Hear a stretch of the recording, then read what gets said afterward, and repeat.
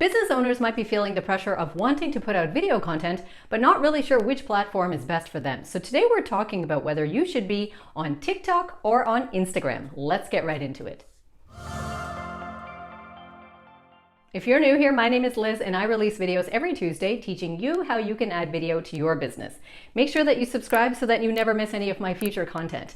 Now, in the best case scenario, it would be wonderful to be posting content on as many platforms as possible.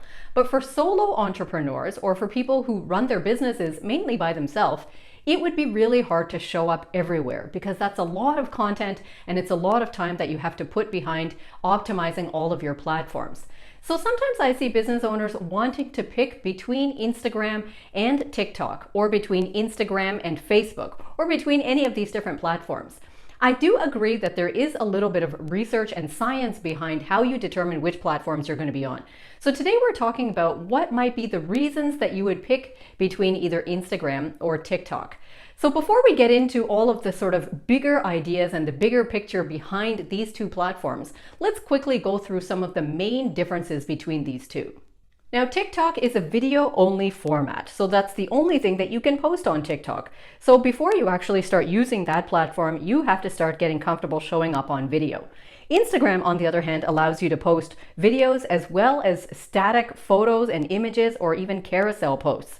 So this is a great place to get started if you haven't really started creating videos yet, because you can start posting videos there, but you really need to have more camera confidence and video know-how in order to start using TikTok.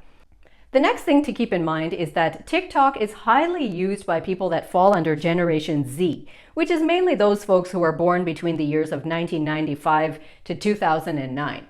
Whereas Instagram is more heavily used by Gen Z as well as millennials. So this might make a difference if you feel like your product or service is specifically geared towards a certain age demographic. Now, TikTok is a really great place to get organic reach. What I've noticed is that the algorithms, these mysterious algorithms, they don't penalize you as much on TikTok. So you can in fact post your stuff and get it seen very organically by people. It can be reaching far and wide. Whereas on Instagram, I feel like the algorithms are far more finicky and your stuff is just shown to far fewer of your actual followers or people who would be interested. Instagram, of course, we know is owned by Facebook, and Facebook is highly geared towards those who are actually paying for advertising. So if you put out paid ads on Instagram, then yes, your stuff will get quite a bit of reach. But if you want real organic growth, then TikTok is a great place to start. Now, you know that I'm a big fan of doing live streams because I think that's a great way to make a connection with your audience and actually convert people into hot leads. The problem with TikTok is that they only allow you to go live there if you have a minimum of 1,000 followers. So if you're a real beginner to that platform or a beginner to using social media, it is really hard to start building up enough traction to start going live there. On the other hand, Instagram allows you to go live no matter what minimum number of followers you have. So that's a real plus point. Another difference with the video content that I've noticed is that on TikTok, it seems that you can actually have videos that are no more than 10 minutes in length. So make sure you correct me if I'm wrong on that, but that's what I've noticed so far. On the other hand, for Instagram, you can post videos that are up to an hour, and if you're doing a live stream, those can be hours long. So these are two big differences if you plan on using video content and you want to start pushing it out more. Having said that, TikTok really has always said that they focus on short form content. So they're not really encouraging people to create videos that are longer than 10 minutes anyway, which is why they're kind of capping you there.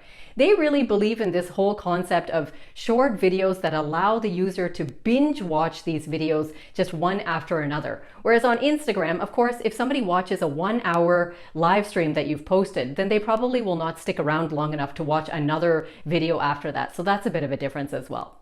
Now, if you ask me my personal preference between these two platforms, in fact, I prefer TikTok. Even though I was late to the game to get on TikTok, I actually do find that it has significantly more advantages than Instagram.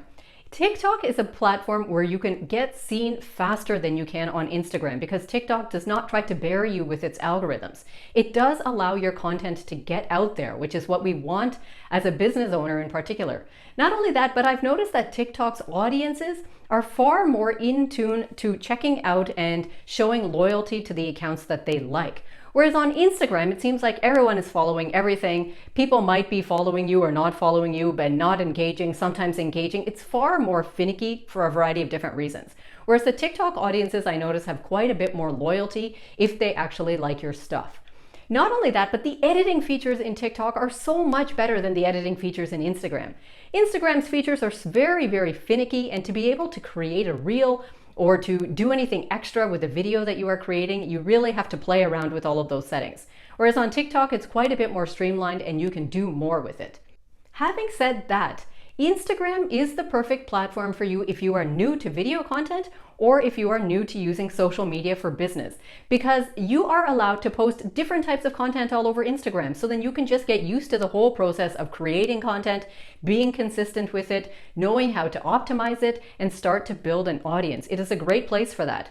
Whereas if you haven't yet developed camera confidence yet, TikTok is going to be of no use to you because videos are the only thing that you can post there. That's one thing. Secondly, Instagram does not require that you have all of these minimums, so then you can just get started even with a couple of followers. So it's a great place to really get your feet wet and start building any type of ground or digital presence.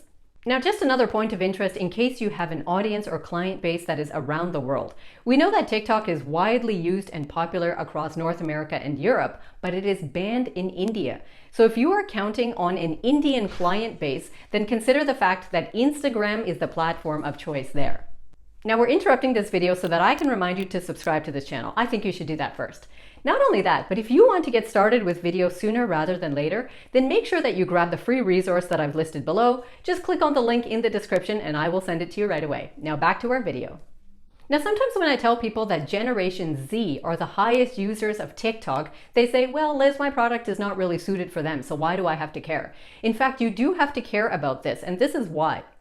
Now, even though some members of Generation Z might not have purchasing power at this exact moment, consider the fact that Gen Zers are projected to make a total of 27% of the US workforce by 2025.